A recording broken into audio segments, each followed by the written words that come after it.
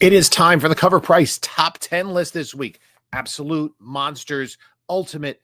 What's going to top the list?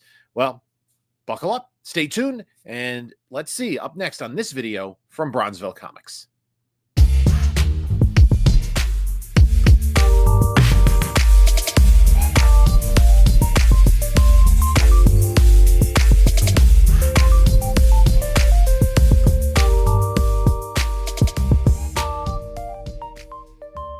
Hello, panelologists. This is Jim from Bronzeville Comics coming to you with another video.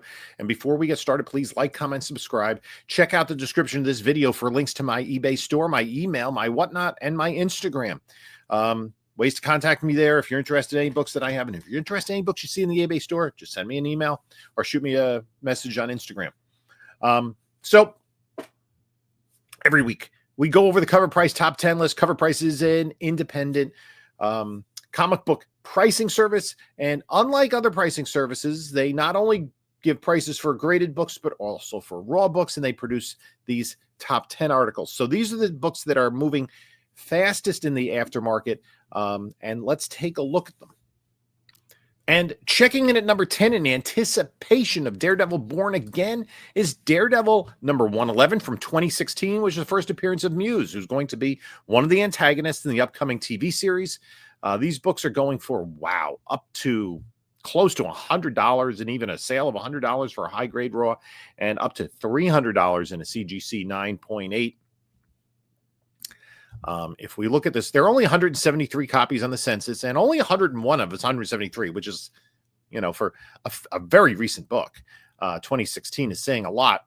We look at the prices. This book, I mean, you know, it really didn't, there wasn't a sale until 2023, and it was kind of hovering in the 150 to 200 range, and then it jumped up as kind of, we knew that Muse was going to be up to $300 in October. There was an aberrational sale of $60 in December, and the most recent sales are right around $300.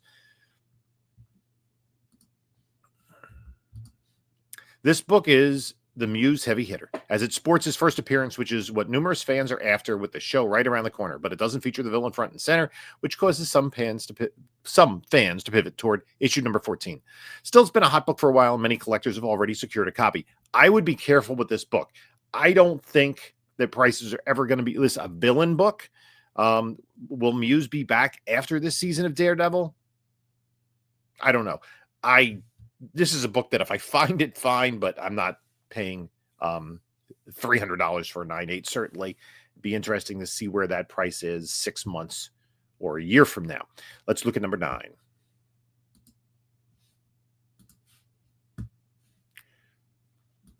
And at number 9 is Godzilla's Monster Peace Theater, issue number 3, the Gonzo Retailer Incentive 1 in 10 from IDW. $10 for this, and this is a book that came out last week. The A cover is going for $7. The 1 in 25 for 28. You know, okay. If you see it at your LCS, you might want to consider it. Again, we see an IDW retailer incentive cover make the list. IDW is continuing the Godzilla fever with this series, but where they shine is their retailer incentive covers. Typically, LCS don't secure enough copies to hit the ratio, as their titles may not be as popular, say, Spider-Man, but do feature dedicated fan bases. Those who miss out hit the aftermarket and dwindle the limited supply, which causes the price to rise. Is an interesting trend that's developed in the last few years. So it's going to be the big sellers, right? That, you know, the Midtowns, the Mile Highs that are going to get these copies, Lone Star and, or My Comic Shop. And not likely your local LCS that's going to have many of these. And if you're a Godzilla fan, go for it. $10 for 1 in 10. Let's look at number 8. Number 8 is Pinac Apocalypse. Pinac Apocalypse. Pinac Apocalypse. There we go. By Andrew Tarasov, the 1 in 15 from Massive. I know nothing about this. What is Pinac Apocalypse? I've never heard of this book. Is this coming out? This came out last week. Okay, upwards of $30. The A cover is Covrprice. I mean, I guess I understand the appeal. Sure, it's the onion rings, right? This book is part of the deluge of Pinac Apocalypse. Covers. Try to say that's a mouthful. That's more of a mouthful than panelologists. For massive that the community is after, but it's been less of a talking point financially. It's hitting the aftermarket and selling for a few dollars over the asking price on the site here without much fluctuation. Well, what is that site here? Click. You get $35. Ouch. No, thank you. It's also a pre-order, so those reading this can click the link and still have a chance to secure a copy from the publisher. Yeah, click the link if you want. Go ahead. Not my thing. Number 7 is Daredevil number 14, and this is the first cover appearance of Muse.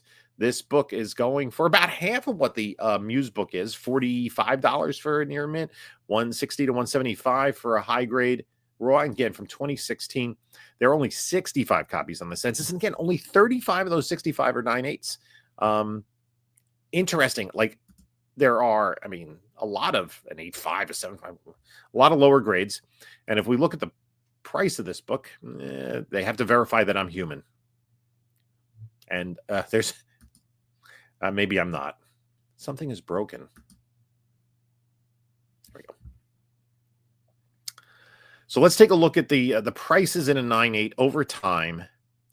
Again, the first sale in 2019 of $43, and then you did have another sale to 2024 of $161, and it's kind of followed the same trend. A little bit of a cooling off period, and then, oh yeah, we're getting the Muse. Let's spend more money, and then it's hovering in the, I'd say, you know what, 125 to 150 range. 178 is very high, but the interesting thing, that was an eBay auction that it went for $178, right? So that's how hot this book is and how limited the 9/8s are, with only 35 in existence. Again, be careful. Villain, life after the movie. I'm not in, looking for this book in a 9/8. Well, not his first appearance. This is the first cover appearance of Muse, the villain of the upcoming season of Daredevil Born Again. Fans got a brief glimpse of him in the first trailer, and if it was any indication, the show Muse was heavily inspired by his comic counterpart. That's exactly what fans want, and some are gearing up and securing copies before the show drops in early March. Okay. Yeah, you do you if you want it. Okay, let's go to number 6, and it's Mark Spears' Monsters number 1. Cover A. I mean, raw copies. This is insanity. Raw copies, $255. There was a sale of it. Well, that's a 9.9. 9/8 sales of $500.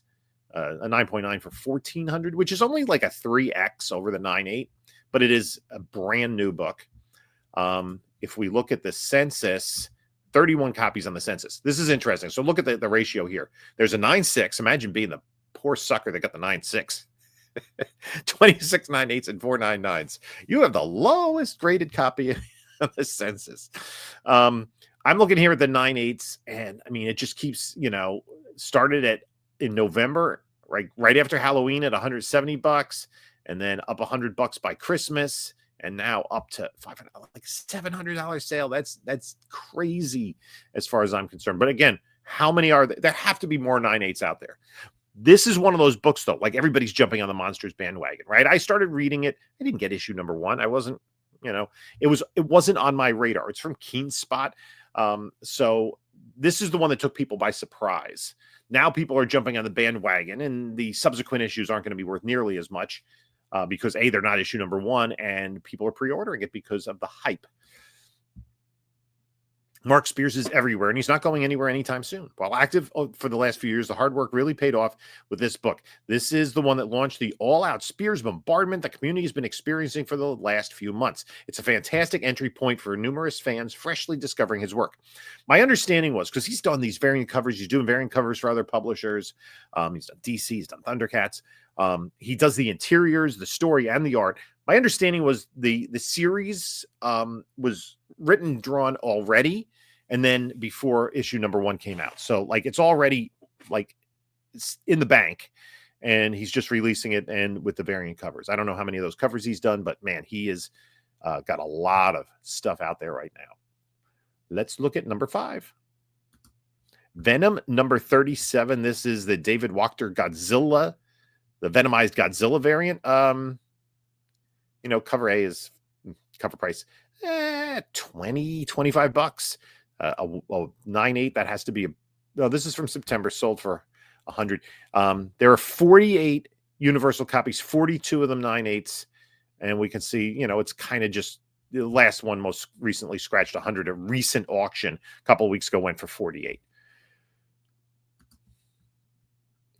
For a moment there, Godzilla and Venom were everywhere last year. Heck, Godzilla's still all the rage over on Fortnite. This book was a product of the Godzilla hype, and it's stellar. Imagine that combination of walking down a busy street. Still, it was one of 27 covers that Marvel and Toho collaborated on to celebrate the reprinting of the original Marvel Godzilla run. Inevitably, some titles are less popular than others, leading to a constricted market for those looking to acquire some or all available covers. Okay.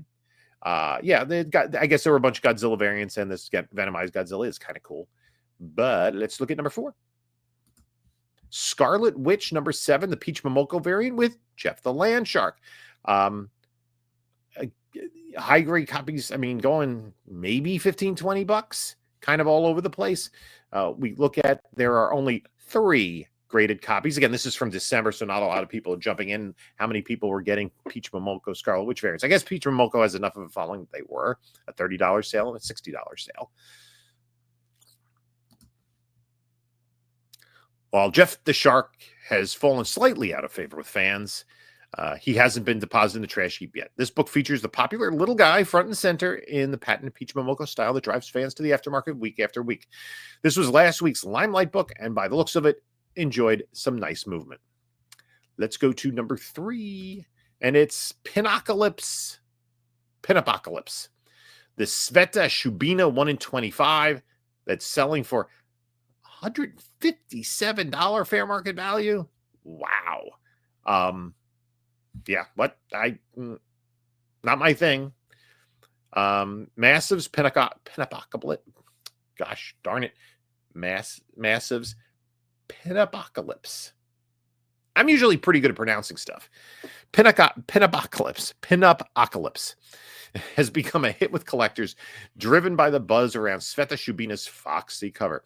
Scarce availability at local shops due to cautious ordering of new indie titles made the 1 in 25 incentive variant rare, with prices skyrocketing $37 to $200. However, Massive later listed overprinted copies on their website for $80. And it's now $140. Wow. Eventually raising the price to $140. These copies came from their typical 100 overprinted copies that provide comp copies to the creators and buffer for damages. This move sparked community discussion about print run transparency. Massive confirmed to us that Diamond distributed the original copies to shops, but due to delayed payments from Diamond, 3 months overdue, Massive released their overprinted stock online to fund creators and artists, aligning prices with the aftermarket to maintain value. The total print run was confirmed at 450 copies. Shubina's captivating foxy cover remains highly sought after with a 7-day trend, yada, yada, yada. I don't know. What is this story even about? I don't know. Seriously? What is it? A mix of 50s sci-fi and horror tropes reimagined with a clever twist set in 1950s small-town America. The satirical adventure pits 2 stylish pinup girls against hordes of zombies and aliens. Inspired by Hollywood filmmakers like Ed Wood, Sam Raimi, and Edgar Wright, Pinac Apocalypse, gotta write that time, is an out-of-this-world story with a Gil Elfgren aesthetic to titillate readers. It's Foxy's birthday, and with money in her pocket, she's on a mission to find the perfect dress. That is until an explosion rocks the small town of Pinopolis and startles her out of her dressing room. Suddenly surrounded by green smoke, Foxy emerges to find that everyone else in the town has turned into zombies. It sounds like that Disney TV movie, Zombies, that my kids watched when they were little. Like, the soda plant explodes and half the town turns into zombies. Anyway, let me know if you've read Pinac Apocalypse. And let's go to number 2 on the list. And it's the Marvel Rivals Storm net tease issue number 4. That's going for, and this came out 2 weeks ago, going for about $25. The first 3 Marvel Rivals tie-in books went gangbusters there for a moment, and this book is no exception. We're witnessing a combined advertising effort from Marvel with the introduction of new characters in their game and conjunctive covers to build some hype. This time, Storm gets the spotlight, and this book caused quite a storm in the aftermarket. Okay. I don't play the game, so this might be something to just keep an eye on, future characters that get this, treatment. So let's take a look at number 1 on the list. This is Spawn number 356 from September, the Mark Spears cover. Mark Spears is a busy man and has been a busy man. High grade books going for about 30, but the slabs, not really moving that much.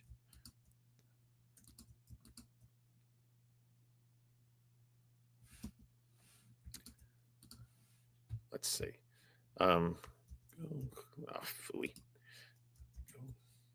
Select Spawn 356. I don't know how much is on the census of this book. I mean, here it is. This isn't a. Is this a variant cover?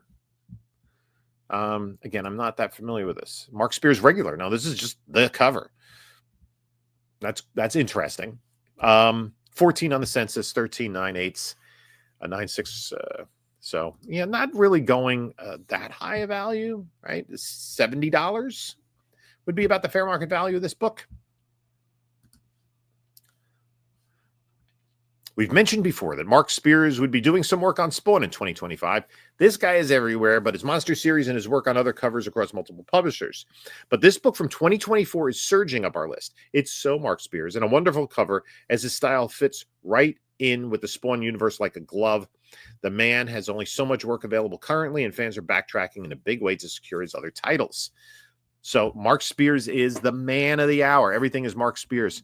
I actually, when I get my FOC, I just go Control F, Spears. There was a cover, I think, that was on pre-order this past week. I'm like, sure.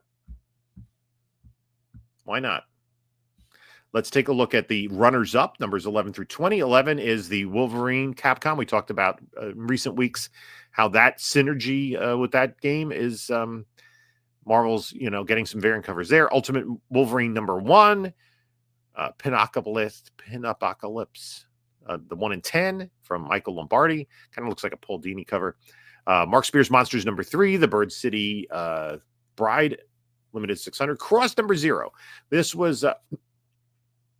back in August, Garth Ennis had written a screenplay for a series. Last week, we got some news on the development. The movie has secured Rob Jabez as director, worked on several horror films. I think this also has some A-list cast associated with it.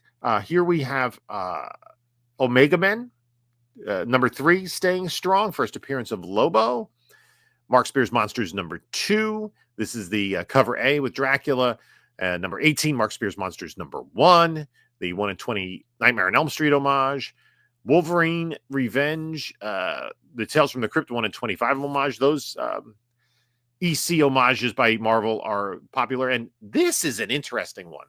Huh. Captain America 354? Wow. $20 for high grade raw, and what are $68 for 9/8. That is ridiculously low. I mean, considering it's a black cover, I bring that up only because, I mean, what was this? What did this used to be at? Right? This was a crazy, crazy expensive book at one point. No, 9/8, 275, 68 for 9/6. Okay, yeah. I actually just put one in my clean and press pile, I believe. So there we go. So there's the top 10 list. Plenty of Mark Spears to choose from. But where has Absolute gone? The Absolute universe has been driven off the top 10 list. We're on to something else. Let's get some Marvel Rivals. Let's get some Mark Spears. Let me know what you think of the books on this list and any that you've picked up, any you have in your collection. I'd like to thank you all for stopping by. You can take a look at a couple of my other videos here. And this is Jim saying until next time, enjoy your comics.